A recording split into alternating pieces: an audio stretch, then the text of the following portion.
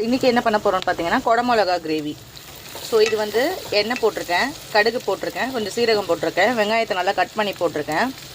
அதுக்கப்புறம் நல்லா வதங்கினதுக்கப்புறம் உப்பு போட்டிருக்கேன், வதங்கும் போது உப்பு போட்டிருக்கேன். அதுக்கப்புறம் குடமிளகா இந்த மாதிரி நறுக்கி கட் பண்ணி போட்டிருக்கேன். அதுக்கப்புறம் தக்காளி போடணும்.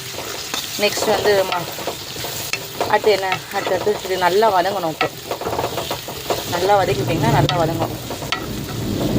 நல்லா வதக்கி விட்ருங்க. ஸோ அதுக்கப்புறமா நம்ம கட் பண்ணி வச்சுருக்க தக்காளி, கழுவி கட் பண்ணி வச்சுருக்க தக்காளி போடணும். நல்லா வதங்கிடுச்சு. ஸோ இந்த நேரத்தில் நம்ம கழுவி கட் பண்ணி வச்சுருக்க தக்காளி இருக்கு இல்லையா, இதை போட போகிறோம்.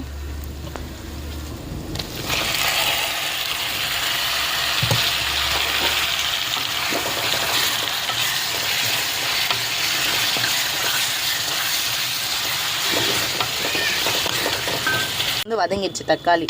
ஸோ நல்லா கொத்தி விட்டுருக்கேன், வதங்கிடுச்சு. கொத்தி விட்டோம், வதங்கிடுச்சு.